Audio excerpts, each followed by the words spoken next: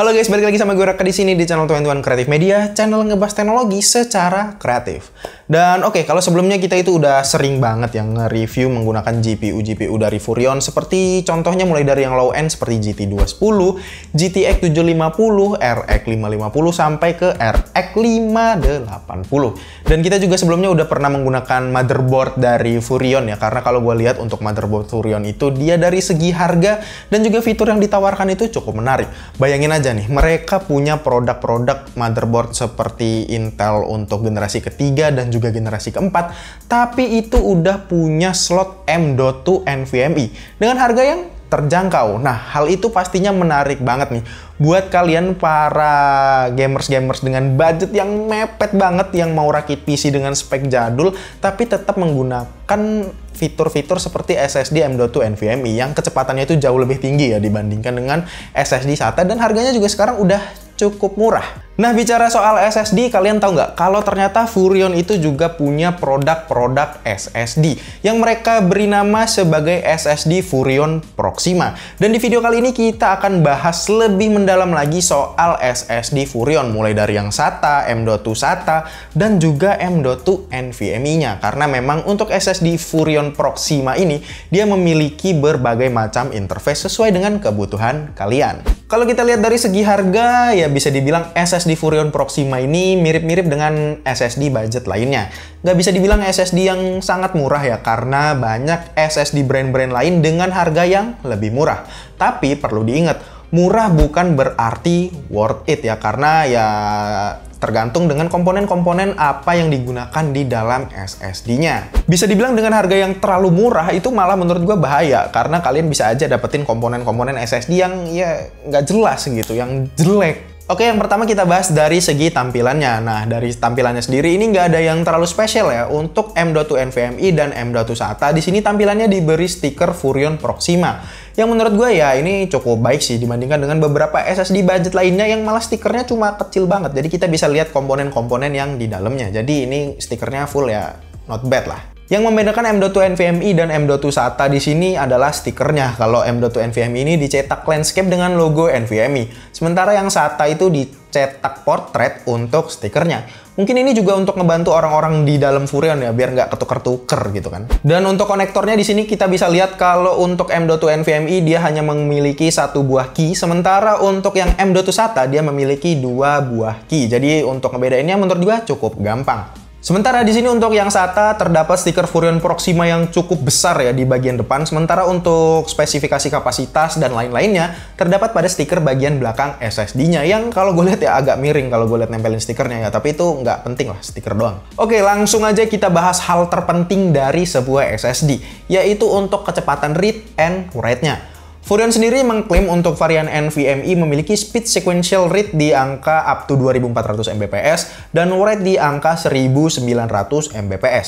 Kecepatan yang standar ya untuk sebuah SSD budget, karena beberapa brand SSD lainnya juga memberikan kecepatan yang sekitar segini lah. Dan untuk varian yang SATA, di sini Furrion mengklaim read up to 550 Mbps dan write di angka 510 Mbps. Dan setelah kita cobain menggunakan Crystal Disk Mark, memang angka yang dihasilkan itu ya cukup sesuai ya. Untuk NVMe di sini memiliki read di angka 2479 Mbps dan write di angka 1838 Mbps. Sementara untuk yang SATA dia memiliki kecepatan read di angka 552 Mbps dan write di angka 445 Mbps. Speed yang dihasilkan di sini dan yang diklaim Furrion ya memang real ya, nggak dibuat-buat. Dan untuk pengetesan selanjutnya, di sini kita akan mengetes mengcopy satu buah file berukuran yang sekitar 100 GB ke SSD ini dan melihat kestabilan speednya saat mengcopy data seperti yang kita lakukan untuk mengetes SSD pada umumnya yang udah sering kita lakukan seperti SSD sebelumnya. SSD yang memiliki kualitas baik akan memiliki kecepatan yang stabil dan akan menurun setelah terlalu banyak mengcopy data. Nah, di sini kita akan melihat seberapa lama SSD Furrion ini akan mampu bertahan mengcopy file dengan kecepatan penuhnya. Dan kalau turun, akan kita lihat turunnya ke angka speed yang berapa Mbps. Oke, mulai dari yang NVMe di sini dia kalau kita lihat speednya akan berjalan pada sekitar 2 GB per second pada awalnya. Dan kemudian akan turun setelah 10 GB pertama. Dan turunnya ini masih di angka yang cukup kencang ya, di angka 1 sampai dengan 1,5 GB per second. Dan rata-ratanya ya di sekitar 1,3 GB per second. Naik turun ya, tapi nggak sampai di bawah 1 GB per second hingga pengkopian selesai. Dan kalau kita tes sekali lagi, speednya itu akan berada tetap di angka 1 sampai dengan 1,5 GB per second. Tapi setelah pengkopian sekitar 20 GB, speednya akan turun lagi ke angka 400 Mbps atau ya setara dengan SSD SATA. Yang berarti SSD M.2 NVMe Furrion Proxima 512 GB ini akan cukup stabil ya kalau kita pakai write dengan kecepatan penuh tanpa henti hingga sekitar 120 GB.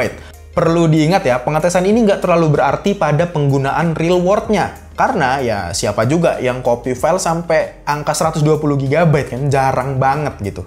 Tapi hal ini menunjukkan berarti memang SSD Furrion ini ya cukup stabil. Karena beberapa SSD budget yang udah pernah kita cobain itu ada yang baru copy 40 GB aja, dia udah ngedrop ke angka 400 Mbps. Sementara untuk Furrion SSD Proxima ini kurang lebih mirip-mirip seperti SSD NVMe yang pernah kita review terakhir, itu juga akan turun setelah mengcopy sekitar 120 GB. Dan kalau kita cek ke dalam komponen-komponen yang digunakan oleh SSD ini dari controllernya ya, ini menggunakan controller dari Silicon Motion SM2263XT. Sebuah controller DRAM-less yang punya speed 2400 Mbps read dan juga 1700 Mbps untuk write-nya. Controller ini biasa kita temukan di beberapa SSD budget seperti contohnya Apacer AS2280P4 yang kita juga udah pernah cobain. Dan di sini untuk NAND flash-nya yang digunakan gue nggak bisa nemuin spek lengkapnya ya. Setelah gue cari-cari juga gue nggak bisa nemuin spek sheet-nya. Tapi dari yang kita tahu ini adalah NAND flash dari Hynix 3D NAND Flash V6 TLC.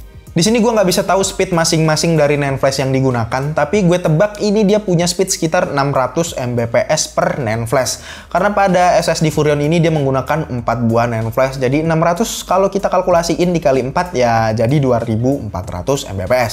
Tapi nggak menutup kemungkinan NAND flash yang digunakan ini punya speed yang lebih tinggi, jadi agar SSD-nya lebih stabil. Tapi uniknya di sini mereka menggunakan NAND flash yang sama untuk varian SSD SATA mereka. Padahal speed SSD SATA itu ya juga maksimalnya cuma 600 Mbps ya. Tapi di sini Furrion pakai NAND flash yang mereka pakai untuk SSD NVMe mereka. Apa nggak rugi ya? Atau memang harga NAND flash-nya sama? Cuma yang bedain di sini adalah harga controllernya aja. Karena untuk yang SATA di sini tentunya dia nggak perluin controller yang kencang seperti yang digunakan pada SSD NVMe mereka. Dan terakhir di sini Furrion memberikan garansi selama 5 tahun untuk varian M.2 NVMe dan juga M.2 SATA. Sementara untuk yang SATA biasa di sini hanya 3 tahun aja. Di sini Furrion sendiri nggak memberikan detail terhadap garansinya ya, karena biasanya garansi pada SSD itu memiliki ketentuan beberapa terabyte written atau TBW ya. Mungkin lebih lanjutnya bisa kita tanya lewat official store mereka aja di Tokped. Oke, jadi kesimpulannya di sini Furrion akhirnya masuk ke pasar SSD budget ya, dengan SSD Furrion Proxima mereka kali ini, yang memiliki harga yang terjangkau dengan spesifikasi yang cukup baik dan juga stabil, memiliki garansi 5 tahun yang mengcover kalian kalau terjadi apa-apa pada unitnya sampai 5 tahun ke depan. Gue di sini sendiri berharap kedepannya Furrion itu akan lebih berkembang lagi. Nggak cuma ngeluarin produk-produk dengan line up budget mereka, tapi juga ngeluarin produk-produk dengan kelas yang lebih tinggi, seperti contohnya SSD dengan PCIe Gen 4 dan lain-lain. Dan tentunya dengan masuknya SSD Furrion Proxima ini ke pasaran Indonesia akan membuat persaingan harga SSD menjadi lebih seru, ya kan? Dan oke, kalau gitu sekian aja video review kita mengenai SSD Furrion Proxima kali ini. Gimana pendapat kalian soal SSD ini? Tulis di kolom komentar di bawah ya. Dan kalau gitu sekian aja untuk video kali ini. Sampai ketemu di video selanjutnya. Gue Raka pamit undur diri.